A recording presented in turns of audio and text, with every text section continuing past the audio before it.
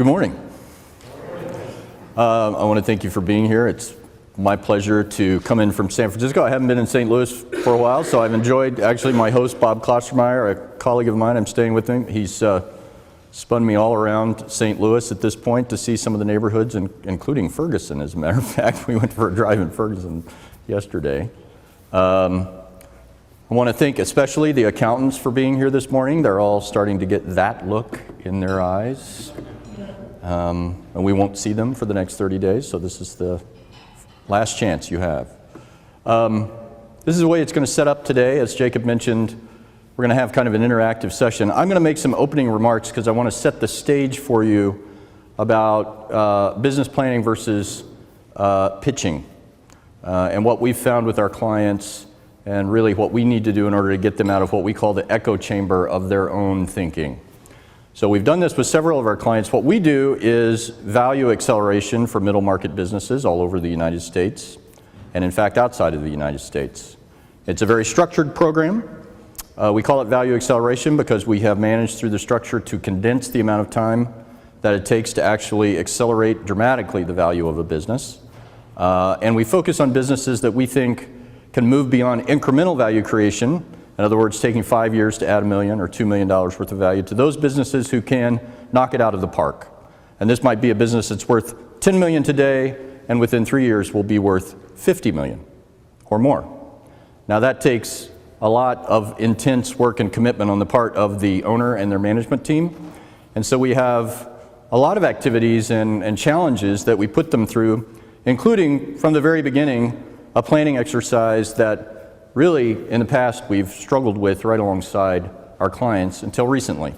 So let me make some opening remarks. Then I'm going to ask you, if you haven't already, to spend a little bit of time reading the case study, maybe 4 or 5 minutes if you haven't. How many people have already had the opportunity to read it? Okay, so we'll take 5 minutes and let everybody get familiar with the first part. I've got the second part on the presentation, which really has to do with what the business is going to be doing going forward.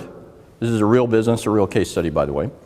And then I'm going to turn it over to you. You're going to spend maybe 10 or 15 minutes at your table preparing to be the sharks. And then we're going to come back and have a conversation about what you see in the case study. If you were a shark, what would you be advising the client to do? And you can look at it from the viewpoint of a private equity. You can look at it from the advisory viewpoint or the banker viewpoint.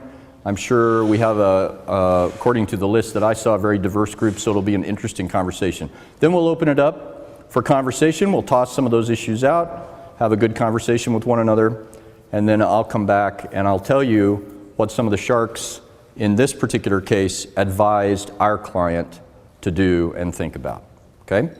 I think this is probably 45 minutes to an hour. I'll try to keep it to that, but to a certain extent it'll depend on how much you guys have to say. Now, let me step away from the microphone for a minute and ask you, can you hear me? Okay, pretty good acoustics in here, as a matter of fact. So I like to move around a little bit when I speak. So the first part, when I'm making my remarks, I'm kind of tethered to this microphone. I'll stay here because I've got them written down, and I apologize for doing some reading, but I need notes here to get through this first part. And then we'll go to the presentation after we look at the first part of the case study. So I've advised hundreds of clients over the years, and to a one, they all seem to struggle with planning. I don't know if you've had this experience, but I would say the majority of our clients who have been in business 25 or 30 years have in fact never had a real plan. They've just kind of flown by the seat of their pants, and they've been very successful, as a matter of fact. But as they move into the next stage of the business, which might include something like an expansion, or some other kind of challenge that they're trying to solve, they realize that not only do they need to step back and create a plan, but they, on the other side, don't really have any planning competencies within the organization. So it's definitely something that they need to overcome. The purpose of planning to them seems to be mysterious, and I think it might be mysterious to a lot of us. And therefore, the form of the plan, the business or the strategic plan as it might be called, is pretty fuzzy. What is it exactly? And what's the difference between a good plan and a bad plan? They ask us that question all the time, and I'm not really sure that I have the answer. And is the distinction between the two really that great? Is it really that black or white? It's difficult to tell. And again, they're kind of inside the echo chamber, right? They're asking themselves these questions. They're not really going out into the market and testing their assumptions. And this is an immediate problem that we saw. So there are thousands of books, articles, theories, methods out there. You can go to the bookstore, you can find 100 books on the shelf about business planning. We never seem to stop writing about it. And each one of these is an innovative game changer, right? The new way to do the plan. So our clients look at it and they're completely overwhelmed. They try to find something out there that they can rely on. They don't know where to start. And most of them have tried.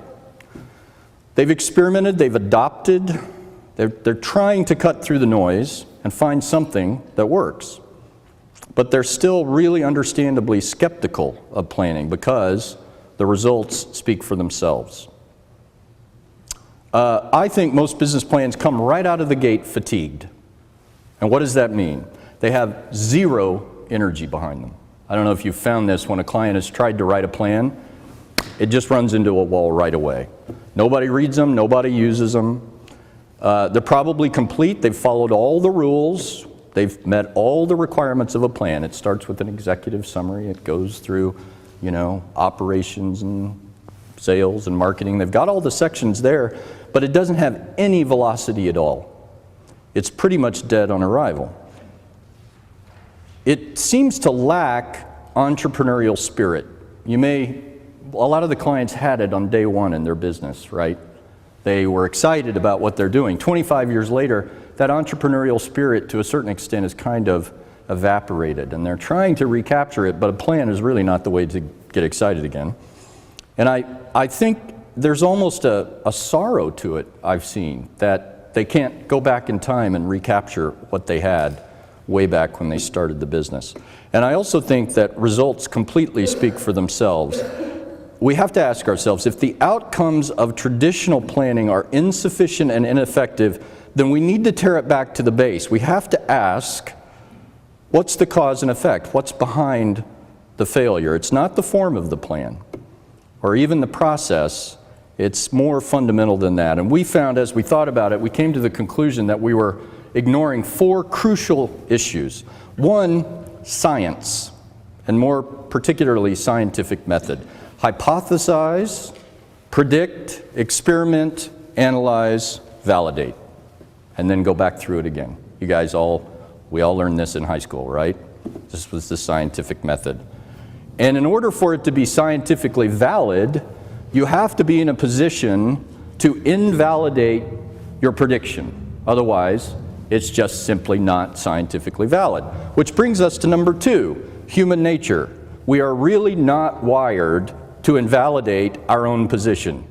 I am an investment banker, I am an expert at this, we are wired to always be right, right?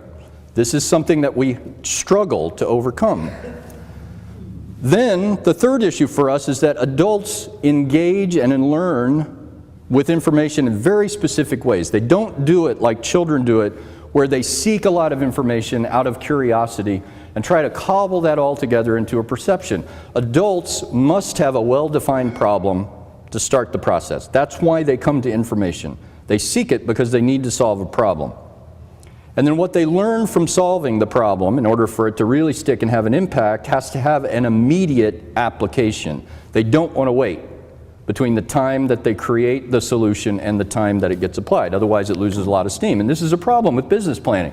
They write the business plan, and then they're trying to figure out exactly why they did it. So the question is not what is it? The right question is, what is it actually for? And the third issue in adult learning is that they like to be self-directed. Adults like to be self-directed. You are an adult, you know this. And they like facilitation, but they don't like someone else to tell them exactly how to do it. So this is their exploration, okay? So traditional business planning doesn't define a problem, in my opinion. And any immediate application is pretty questionable. It lacks focus. So again, the right question isn't what is it, it's what is it for? Now, the fourth issue that we found, which goes to today's topic about using a mock Shark Tank, is that testing, if you're going to go back to the scientific method, testing requires a lab. right? And this is what we were missing. It's got to be a reasonably safe space where we can explore and discover and learn and apply without exposing ourselves to a lot of undue risk. And traditional business planning requires that we take that risk and move it out into the market in order to validate our predictions and find out whether we're right or wrong. And not only do we risk a lot in that process, we lose the competitive advantage in the marketplace of surprise. We show our hand. That's another problem. So we all know that our clients have to plan, and no one disputes that. It would be completely illogical to do so. And our clients accept that. They know that it's a major gap, and wishing it away will expose the company and its capital to profound risks. So how can we facilitate a process that overcomes all these barriers? How can we produce better results and outcomes that inject energy, create change, spur action, and instill confidence? And that last part, I want you to kind of retain that, because that was the big transformation that we saw when we began moving managers to leadership, is that they came out of this process with a completely different perspective and confidence. But we were still struggling with this. Even after we identified the crucial issues, the question became, all right, now what do you do? And then one night, I was watching television, the source of all good ideas, right? And there they were, sharks and entrepreneurs, a debate that was set in the crucible of the capital markets, which appealed to me. Not a plan created for its own sake, and it wasn't delivered in the dry language of strategies and tactics. This was a very alive situation. Everybody was really engaged, right? So we had the hypothesis from the entrepreneur. We had the prediction from the entrepreneur. They were saying this is what we think is going to happen in the future and why we need your money. We had the testing from the sharks back to the entrepreneur, and we had the collaborative validation, which ended in either an investment of some sort or a rejection of some sort. But it was a case, it was a business case, it was an argument, and it was aimed right at the money. There was a clear goal, a clear focus to that. And it was also energetic, and it was fun, and it was productive, and you could tell if you've watched this show that the sharks love it. They like the exchange, and the entrepreneurs do too, even if they don't get the money, right? Because they're all members of this entrepreneurial club now. They understand why they're doing business with each other and talking to one another. So we reasoned, what better lab is there than the capital markets for our clients? Because like it or not, if you want to grow a business, you're going to have to deal with the capital markets at one point or another. It's going to be equity, it's going to be debt. Somewhere along the way, you're going to need some capital from an outside party. So we felt that the lab we could create in the Shark Tank could be safe. We felt that it could be constructive. And that's when I picked up the phone and Carl called the Sharks. And I put together a team of 4 people. I asked the current bankers for this particular client to get involved. There were 2 of them. And we were fortunate that they both had a very sophisticated, what I considered to be kind of non-commercial banking background, which was now they were working in commercial banking, but they both came from Wall Street and they both came from an investment banking background. So that was just kind of a lucky deal. What they didn't know, and what the opportunity that they hadn't had at that point, was they didn't know the story of their clients. And this is something that we often emphasize with ours, which is if you want to have a true banking relationship with your commercial banking, you have to do more than talk to them when you need to increase your line of credit. You actually have to talk to them about your story, where you've been and where you've headed. And they like it. They like to do banking in the way that banking was designed, which is we like to get behind our clients and help them grow and become a better company. Now, we all know that commercial banking to a certain extent has changed dramatically over the last 8 or 10 years. But I think what I'm finding when we bring bankers into the Shark Tank is they actually have told me they feel honored to be there and learn the story of the client because it's such a rare experience for them. So great, we love that. We had 1 M&A advisor on the Shark Tank, and the 4th person was a partner in a private equity firm. Now, I called in some favors to do this, right? Folks had to fly and spend time and really kind of commit to engaging. But they did it, and they did it gladly.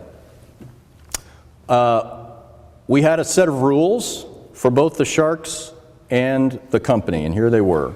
You needed to define a specific problem to solve, and you need to focus on that particular opportunity. So we were not trying to present a business plan. We were trying to present a problem and a solution. Then you had to define a strategic solution, and your goal was to present a persuasive case, right? Make a business case. And then instead of creating a business plan, we taught them how to create a pitch book. If you're an investment banker, I'm sure everybody's seen a pitch book. It's a completely different format, right? So we didn't care about executive summaries and whether you had a section on sales and marketing. We kept getting those questions from the clients. Show us a pitch book, we'll just follow the model. I kept saying, I'm not going to show you anything. You're going to have to figure out how to build your argument. This may not be natural to you, but believe me, if you think about it, there's a way to do it. You'll figure out what format actually fits the function. The management team created the pitch book, right? So what I ask, which was the hardest part of the whole deal, is that the founder and the owner of the company had to step back completely. No contact with the management team. The first time the owner in this particular case saw the pitch book was when it was pitched, and he was a wreck. Right? You can imagine, 23 years. He had really been involved in daily operations the whole time. But I told him, the management team needs to do this. Not only do they need to do it for themselves, they need to do it for you, because you need to understand that your role in the company going forward, if it is in fact going to engage in this accelerated value creation, has to be completely different. We gave them velocity as a rule, 60 days, beginning to end. You've got to define the problem, create the strategic solution, create the pitch book, and here's when the sharks are coming to town. So we're not moving the date. If you're not ready, then that's a problem, right? So they had to do it fast. You have 45 minutes to pitch, and then there was about 2 hours of discussion. And during that discussion, we let everybody speak on the Shark Tank, but we also had a lot of exchange from the management team making the pitch. So they would make comments from the sharks, the management team could go back and challenge assumptions, ask questions, then we would come back with additional clarification. So there was a lot of exchange over that 2-hour period. And then immediately debrief with the management team and the owner the next day. We got no gap between the two. In the Shark Tank, have lunch. It was already scheduled. The next morning, we got together with them and we spent most of the day debriefing on the implications of the Shark Tank, and then go back and rework the pitch book, right, from your point of view. So now what I want to do, is that clear?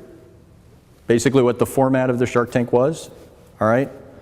So we get them out of the echo chamber, right? We ask them to test their assumptions in the actual market in a lab, which was set up to be constructive. I counseled all of the sharks that, hey, this is not supposed to be mean-spirited, right? We don't want that part of the television show where, you know, the whole deal is kind of torn apart. That's not it.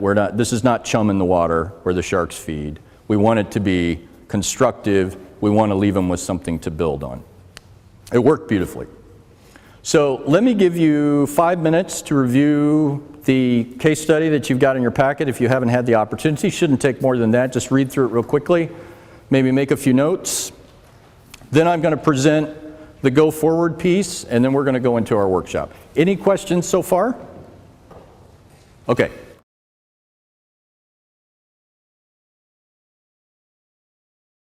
Here's part 2. So the client's plan moving forward. Just to reiterate some of the things that are in the case study, you can see these percentages are not here in this particular graphic, but, oops, sorry. The dark green is where the concentrations of employment are for construction managers as of May, by state, as of May 2003. So you can see that you have heavy concentration up and down the Northeast corridor, Texas, California, as you would expect, Arizona, this area is pretty heavy, and then down here in Florida. The growth in construction employment has followed that trend, and the really hot markets are here in Florida, right, 11%. Over here in Nevada and Utah, and then down here in Texas, you've got North Dakota up here, which is all oil related for the most part. We'll see where that goes. And then pretty steady, kind of holding steady up and down the northeast coast. You've got total concentration in New York, Florida, Texas, and California, where a third of the people in the United States live, right? Just in those 4 states. So you can, construction follows population, follows employment, so on and so forth. So it's a trend that you have to be, the demographics really drive a lot of this stuff. So here's the plan. Here they are down in Central America, Costa Rica and Panama. Panama is a really hot market right now for construction. So they're doing a lot down there. They created 2 teams, 2 SWAT teams, right, which were embedded in the first markets that they are expanding into in 2015.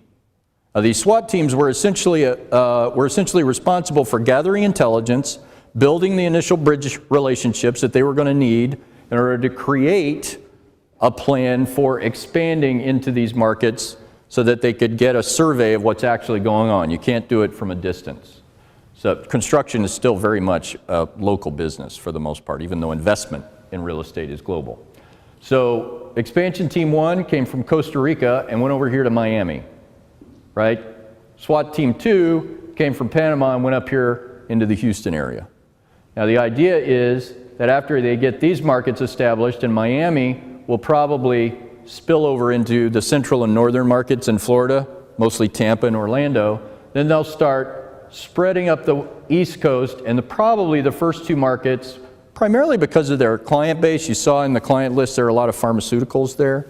So the Research Triangle is very fertile for them here in North Carolina. That's where a lot of these folks, they also have these pharmaceuticals, have a lot of business down here in Central and South America. So North Carolina and also up into the tri-state area.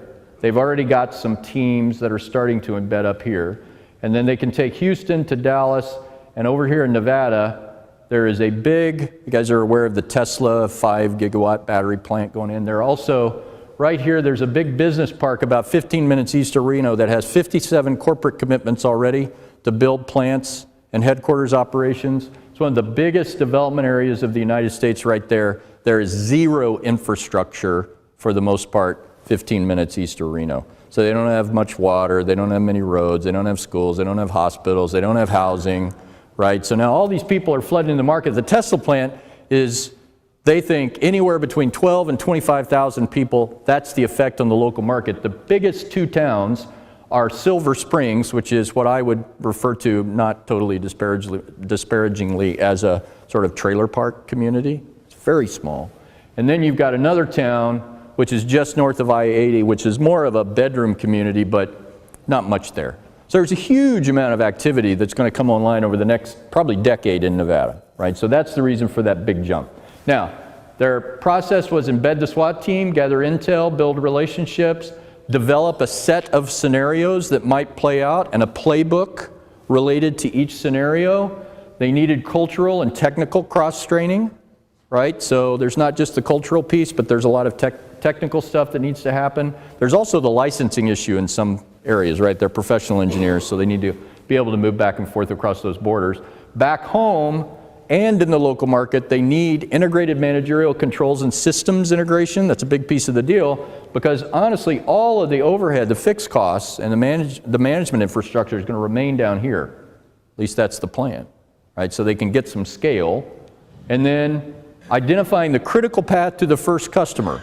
This is the primary problem that they have to solve. And any other lack of focus on the critical path to the first customer, right?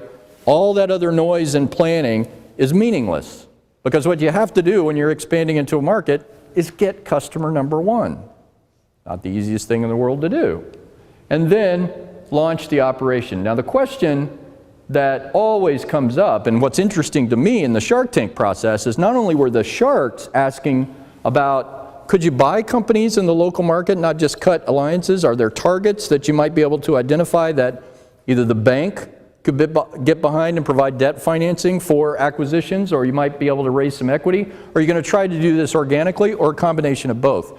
Now, most of our clients in the middle market have really not much understanding of how you do an acquisition. Most of them have never done an acquisition. So it creates a lot of questions for them, but they get excited about that possibility.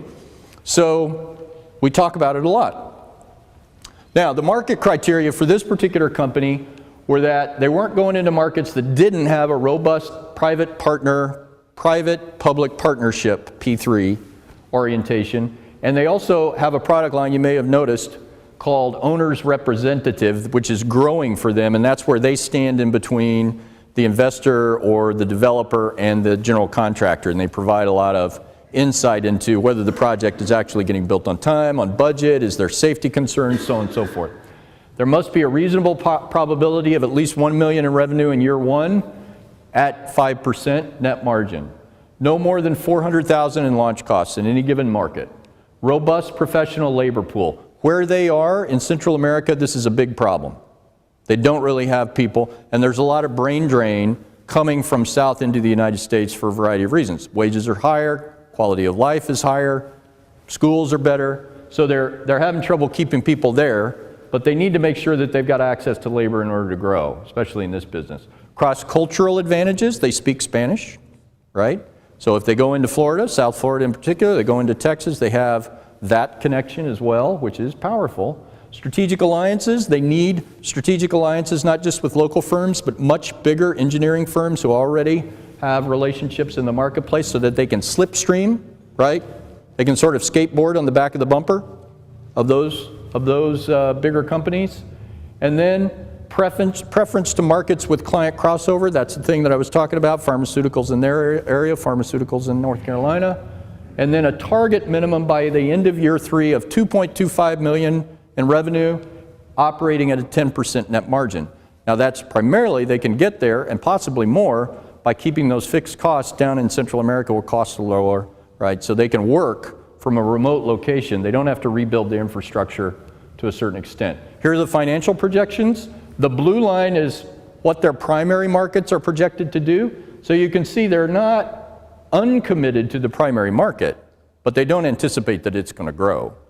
This little dip right here is the last 2 years, but this is about 2% growth over the next 5. And then you've got, this is sort of launch point, and then you've got a waterfall, right? You got market 1, 1 million, 1.5 million, 2.25 million, then market 2, same thing. So you kind of see a walking waterfall, and this is the effect of the expansion into the new markets if the financial metrics hold. This is on the revenue side. Then you've got net operating income. This is blended. So you saw probably in the package that they had a very good year in 2013, right? And then a dip. This was unusual for them. And then the effect of the expansion on a blended net operating income before tax would be up to this point. So they're doing a lot of work to get back above where they were in 2013, but it was kind of an outlier year anyway. And then the blended margin here, it's dipped a lot, 2013 to 14, and now they see some growth. And all of this is attributable, for the most part, to the United States, right? Make sense? Okay. Here is the mix of the contributed NOI. So this is obviously pre-expansion. The red is expansion NOI. So by this time, they're almost exactly 50-50. And that's their goal, to more or less double their net operating income through this expansion while holding it fairly steady in their primary markets. Okay?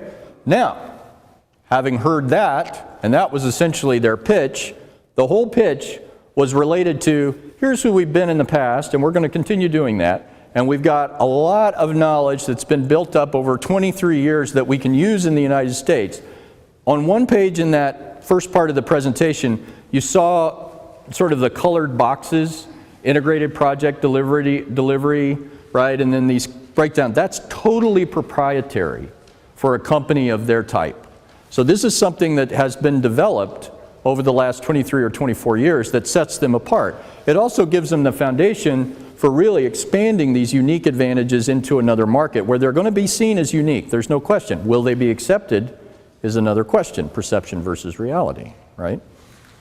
So now I'm going to ask you to spend 10 to 15 minutes at your table discussing about everything that you now know in the company from the viewpoint of a shark, right? Whatever you guys want to talk about. So have at it. I do agree the presentation, and I think you'll see that the sharks agree with you, the presentation misses the metrics of business development. What's the market size, how many projects are actually there, how many clients can you work with, what's the process of selling, how long is it going to take, right? How many meetings, right? It's sort of like, what's the ramp, right? What's really the ramp to get in there? And are you selling the right things, or are you just following your clients along? You got an exit plan? Yes, 5 years. He shared it with everybody in the company. He wants to do mostly an internal management buyout, and the management is on board with that, but he won't do it if they're not prepared. So he cares about the legacy of the company. He cares that the management team is the right management team to run it, and there may need to be some changes there in order to get there. He will not leave. He's got that door open, but basically he said, look, you know my number. If we can't get there and I can get a better number from somebody else, I will go that direction, right? But 5 years is the horizon, and there were two other things that went along with it. He's willing to take $1 million risk out of his personal capital on this expansion, but it's going to need to be leveraged, most likely, as you probably sense. It's an ambitious expansion. And he will not be the bank for the company. So in 2 years, all personal guarantees, all collateral property. He's got a lot of real estate on the line, right? So that's it. His personal financial risk, other than the $1 million that he'll put behind the expansion, which is capitalization of the new U.S. entities, that's it. Everything else has to stand on its own. Very important to seek higher margin business, right? It's got a cash flow. How can you leverage existing clients, right? How are you going to get in? Immediate cash flow, right? What's that launch strategy playbook look like? We'll back it with $400,000 in capital if it turns out to be a longer ramp than we think. But a lot of that capital is going into the SWAT team, by the way, because when they take the SWAT team out of production in Central America, right? They move them into the market, that's lost utilization because they're not billing anything in the United States. So you might spend, you're spending money on these folks. So there has to be some capital behind it. The question was, is it sufficient? Nobody at the point, and I didn't make them, I kind of let them find their way through this because I wanted them to see, again, adults learn when they engage, right? So basically I sat back and I said, you're responsible for coming up with the argument. Yes, there are going to be gaps. We're going to learn from this process. Nobody had really done cash flow analysis, ROI, things like that, right? Is 400,000 enough? Does it actually convert? When does it convert? At what margin? Is he going to get his money back? So on and so forth, right? Interesting that the CFO never brought it up. Technically, this company executes as well as any company in this space that I've ever seen. I mean, they are on top of it. And any company, if you've seen private-public partnerships, they are a real specialty. And there are very few companies anywhere that have actually seen a P3 project from beginning to end, and this is one of them. So that's a potential competitive advantage because they can point to a resume that says, we've done, these huge complex projects that have all these different stakeholders, and we're kind of caught in the middle and we know how to manage the project, and we can show you that we've got the systems in order to do that. It's a real competitive advantage. Right? Doesn't necessarily mean that they're going to get any jobs in the United States, but it's something that it's a message that they can move into the market. But do they have the right team in place? Now they're on a hiring binge in the United States. They're bringing in people from the United States side to complement their SWAT team and make sure that they've got those folks in place. But I'm not convinced that they have the totally right team back in Central America. You guys familiar with the Miami market? It is a Cuban market, right? Very tightly controlled politically, financially, and otherwise. So everything runs through the Cuban channel if you want to get business there. Well, you'd think, and their assumption was, we're from Central America, we speak Spanish, right? We're all part of the same thing. Nope, not at all, not at all. So that slowed everything down, right? And they've had to kind of build the relationships over time. Believe it or not, they're getting it done, but it's just been slow. And almost all of the ones who have non-technical training, in other words, business degrees, of some sort were trained in the United States and have actually worked in the United States. So they do have some crossover there, right? By the way, they speak there is no problem, there's no bilingual challenge here, none at all, with the exception of the CFO. It's funny, I just keep coming back to that guy. That's kind of a problem spot for me. Good, anything else? Okay, they have two very powerful strategic alliances, huge engineering firms that are bringing them in to slipstream on existing projects, right? They have hired the guy in the United States for P3, so he's a rainmaker, who has worked in Washington, D.C. and is coming down to join them in Miami. I imagine his role will expand as time goes on. The owner is a real rainmaker. So these mixes, now they don't make as much money on the private side, but there's a lot more volume, believe it or not, and they get paid on a regular basis, monthly. So they might charge $25,000 to $50,000 per month for the owner's rep work, and it's just clockwork, right? And it's not that hard to do. The P3 stuff will suck up all the resources in the organization, and then you don't get paid for 6 months. It's really two different businesses in my view, and it's really two different pitches. Right? So who are you? These engineering companies have to be owned, they can only be owned by professional engineers, which is fascinating to me. So bringing capital into that company is a real challenge because they can't have any outside owners. In the United States, no problem. It's not like that. And there's also not much, I mean, they have to get licensed in the United States, but they're well qualified to do it. So that's less of a concern. All those other things that you said, right on the money, no question. Here's the problem with pharmaceuticals and the challenge. A lot of consolidation, they buy each other all the time. They go through these big sort of tectonic shifts, right? You don't really know who you're working for. And the people who buy construction management services are now the procurement people in the pharmaceutical, and they always go low bid.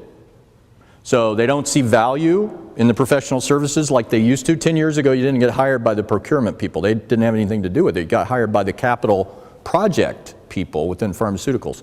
So they're not quite sure what to make of the market, and they've been tagged before on this, that they'll be working on a project, somebody buys somebody else, shutters a plant, whole thing blows up. It's challenging, you know, it's not as easy as one might think. It's pretty robust, but a lot of it is being offshored. Right? And Central America, South America. I mean, they're big companies, there's no question. And they are starting to reinvest in capital, their capital in capital, projects, which is good. The trend is, moving. Almost 9 straight years of recession, still struggling. Panama's heating up, that's good for them, but they've had to go far and wide to survive, quite frankly. And when we talk about focus in these markets, it's really important, like who are you, what's your competitive advantage? What they will say is, look, we had to do all of this stuff in order to really survive and continue growing and have some stability in the company. And because we did that well, it allowed us to create some innovations in the marketplace on the owner's rep side and the P3 side. We never would have gotten there because we were able to gather all that knowledge, right? So we could make new things and we could make them really well. We know we have to focus, but look at what we did against some significant cross current, right? So it is a good piece of the story, and it was noticed. Yeah? Do you get any information on why the margins compressed so much in 2014 were expected to compress, 4%? Yeah, there was a little story there. One of their biggest clients basically shafted them for about $700,000 on no notice, right? It was a government client, it came back, we're in trouble, we got to cut, so they cut 10% across the board with all their service providers and just didn't pay them. So it wasn't a great year to start with, and I think there was a rubber band effect to a certain extent on some other things, but yeah, it just, it was a challenge. At one point they thought they were going to lose money, and they really, struggled to get back to where they did. They did make a profit, obviously, but it was thin. Okay, real quickly, let me show you what some of the sharks said. So, the private equity came up with an interesting matrix here. These are the investment criteria, right? And he gave them positive and negatives. Industry opportunity, positive USA, the trends are right, negative in Central America. Management team, he saw them as positive, especially after meeting them. You don't have the advantage here of really seeing them in action, which I realize is kind of your one step removed. Competitive attributes, totally unaddressed in the presentation. And we talked to them a lot about this doesn't happen in a vacuum, guys. You're going to go into a market. You think they're just going to open the door and welcome you? What would you do if they were coming into your market? They're going to do the same thing. So you got to be aware of that. That's where the scenarios and playbooks come into, and alliances, quite frankly. Stability of numbers, up and down, right, in both the revenue and margin side. Profitability, a negative, low EBITDA, kind of declining a little bit. Growth opportunity, he wasn't sure. He wasn't convinced. We'll see what happens based on the plan, right? And customer concentration, he didn't like the fact that they were in the public sector, even though the margins were higher. He wanted to see a better mix. There's a lot of text up here, so I'll just kind of go through it. His mental box, what he called his mental box on first thoughts: people are the business, appears to be a great team, have a good feeling, good service equals good company, right? 3 ways to compete. I thought this was very interesting. Price, product, and service. Really, it appears that service is where you are. He liked that. But think about productizing the services, right? Really kind of put something in a package that people can understand. Here's the point about following your customers, right? Leveraging those customer relationships. Here's the competitive piece. How are you going to displace the incumbent? Really important question. Really, not as easy. And then, hey, you just need one new customer in Florida. What's the critical path to that customer? You didn't tell me how you're going to get that first customer. So when you're building the strategy, things to think about. How are you going to compete? Again, price, product, or service. Great focus on expanding to the bigger market, but don't forget to take care of your home territory. Sounds of it, there should be 2 plans. What's the U.S. startup? So he says, look, this is a startup. This isn't an expansion. This is a startup. You got to treat it that way. And Central America, which is mature. You're going to have to figure out how to operate in 2 very different places. Think about winning ties, right? How, if you're going to tie somebody in the marketplace, 1-1, how are you going to win, right? And then reverse engineering. Again, this is the competitive piece. How would you feel if a company from Miami came to Central America? You're going to face that same difficulty. How are you going to build the brand? You guys talked about that, who you're going to be. And then changing perception and reality. From his point of view, it was much easier to change the reality. So you need to change the perception that a U.S. project shouldn't go to a Central American firm, which is a barrier, right? Why are you coming into our home territory? And he thought that the local office was a good start. He liked the SWAT. So tactical, build the plan around local business. Mathematically, support the metrics. Build it up instead of just saying million, right? 1 million, 1.5. What actually we're dealing with. Matrices of key differences, that's a competitive differentiation. The rifle versus shotgun, more patience, more precision. Any back doors to enter, acquisitions, strategic alliances, and then consider the strategic hire in the U.S., which in Miami has been done. And then financial comments. Why is there no consistency in the relationship of revenue to margin? It's kind of difficult to tell where they are at any given time. Is the business being managed through the overhead or to the work and volume? I can tell you it's work and volume, not overhead necessarily. Revenues vary greatly, so how is that managed within the cost structure? Can you go from fixed to variable, creating more flexibility? What's the debt capacity of the company? Lenders don't like low margins, right? And the variation in revenue, so how are you going to convince debt to get behind you? Because you're going to need it. And then the margins by industry, customer, and service level would be a good study. They don't have enough intel there. And then, do you lose money on paper but still absorb overhead? What's your break even on a project basis? They're pretty good at that, but they didn't really build a good case, I think, within. Okay? I want to thank you for your kind attention this morning.